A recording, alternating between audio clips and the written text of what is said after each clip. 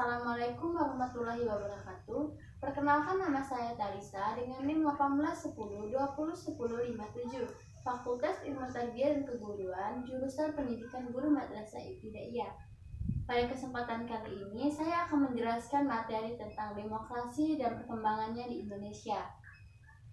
Demokrasi saat ini merupakan kaya yang senantiasa mengisi perbincangan berbagai lapisan masyarakat, mulai dari masyarakat bawah, masyarakat kelas elit, seperti kalangan elit politik, birokrat, pemerintah, tokoh masyarakat, aktivitas lembaga swadaya masyarakat, cendekiawan, mahasiswa, dan kaum profesional lainnya.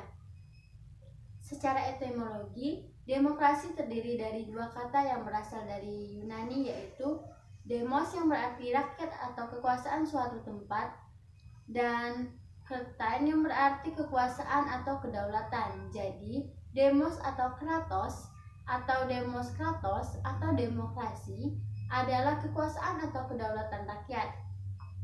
Kekuasaan tertinggi berada dalam keputusan rakyat, rakyat yang berkuasa, pemerintah rakyat, dan kekuasaan oleh rakyat.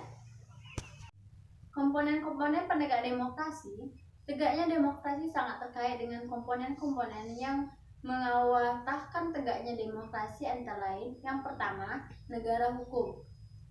Konsepsi negara hukum mengandung pengertian bahwa negara memberikan perlindungan hukum bagi warga negara melalui pelembagaan peradilan yang bebas dan tidak memihak serta jaminan hak asasi manusia. Yang kedua, masyarakat madani. Masyarakat madani dengan cirinya sebagai masyarakat terbuka, masyarakat yang bebas dari pengaruh kekuasaan dan tekanan negara, masyarakat yang berpartisipasi aktif. Yang ketiga, infrastruktur politik. Infrastruktur politik yang terdiri dari partai politik, kelompok gerakan, dan kelompok peranakan. Politik adalah struktur kelembagaan politik yang anggota-anggotanya mempunyai orientasi, nilai-nilai, dan cita-cita yang sama, yaitu memperoleh kekuasaan politik dan merebut kedudukan politik dalam mewujudkan kebijakan-kebijakannya. Yang keempat, pers yang bebas dan bertanggung jawab. Sebagai institusi penegak demokrasi, pers mempunyai peran sangat strategis. Salah satu peran strategis pers adalah sebagai penyedia informasi bagi masyarakat yang berkaitan dengan kehidupan kenegaraan dan pemerintahan maupun masalah yang berkaitan dengan kehidupan masyarakat. Selanjutnya, prinsip-prinsip demokrasi ada 14. Menurut rencana prinsip-prinsip demokrasi sebagai berikut. Yang pertama, adanya pembagian kekuasaan atau sharing power. Yang kedua, adanya pemilihan umum yang bebas atau general election. Yang ketiga, adanya manajemen pemerintah yang terbuka. Yang keempat, adanya kebebasan individu. Yang kelima, adanya peradilan bebas. Yang keenam, adanya pengakuan hak minoritas. Yang ketujuh, adanya pemerintah yang berdasarkan hukum.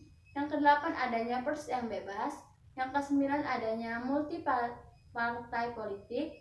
Yang kesepuluh, adanya musyawarah. Yang kesebelas, adanya persetujuan parlemen.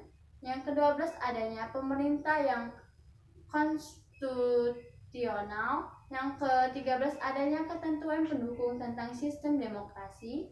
Yang terakhir, adanya pengawasan terhadap administrasi publik. Selanjutnya, yang terakhir ialah sejarah dan perkembangan di Indonesia.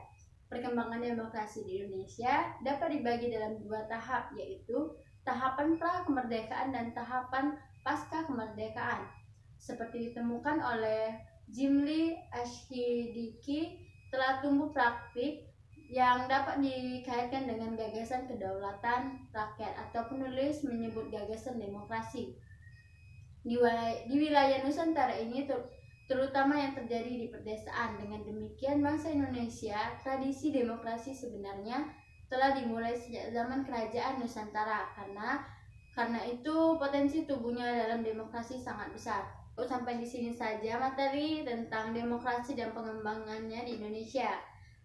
Bila ada salah kata, saya mohon maaf. Kepada Allah saya mohon ampun. Saya tutup dengan wabillahi taufiq wal hidayah. Wassalamualaikum warahmatullahi wabarakatuh.